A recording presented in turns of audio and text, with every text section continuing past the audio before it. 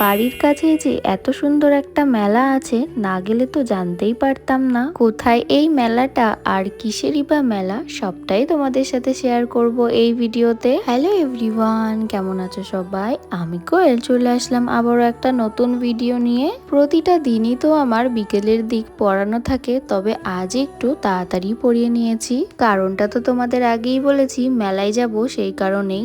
এখন ওই 8টা মতো বাজে আর আমি এইদিকে সুন্দর করে রেডি হয়ে নিয়েছি। প্রথমে জানো তো অন্য একটা ড্রেস নিয়েছিলাম, তবে আর ওটা পরা হয়নি।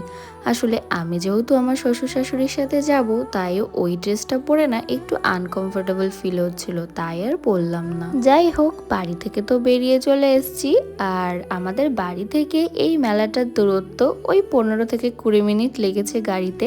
মেলার ভিতর ঢুকে তো রীতিমতো আমি পুরো শকড হয়ে গেছি। মানে এত সুন্দর মেলা সত্যি বলতে কোনোদিনও আসিনি, এবার প্রথম। আর আমার না ভীষণ ভালো লেগেছে মেলাটা। এখন যেখানে আছি এটা কিন্তু যতদূর আমার মনে হলো এটা একটা বাড়ির পুজো, তবে ডেকোরেশনটা আর ঠাকুরটা এত সুন্দর হয়েছিল কি বলবো তোমাদের। দেখো, এত কথার মাঝে আমি ভুলেই গেছি আমি কিসের মেলাতে এসেছি। আশা করি তোমরা দেখে যদিও বুঝতে পারছো, মনসা পুজোর মেলাতে এসেছি আমি।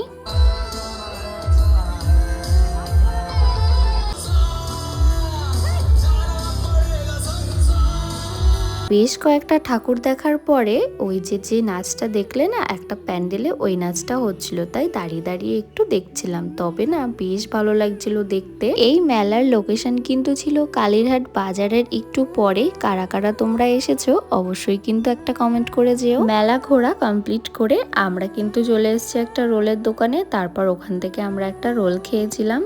এখন কিন্তু আমরা বাড়ি চলে যাচ্ছি। আর বাড়ি যাওয়ার পথেই একটা মিষ্টির দোকানে দাঁড়িয়েছিলাম মিষ্টি নেওয়ার জন্য। এখান থেকে আমরা কিছু লর্ড নিয়েছি, আর তার সাথে আমার শাশুড়ি মা যেহেতু অন্নপূর্ণার টাকা পেয়েছে এই প্রথমবার, তাই ট্রিট হিসেবে আমাদের দই খাইয়েছে।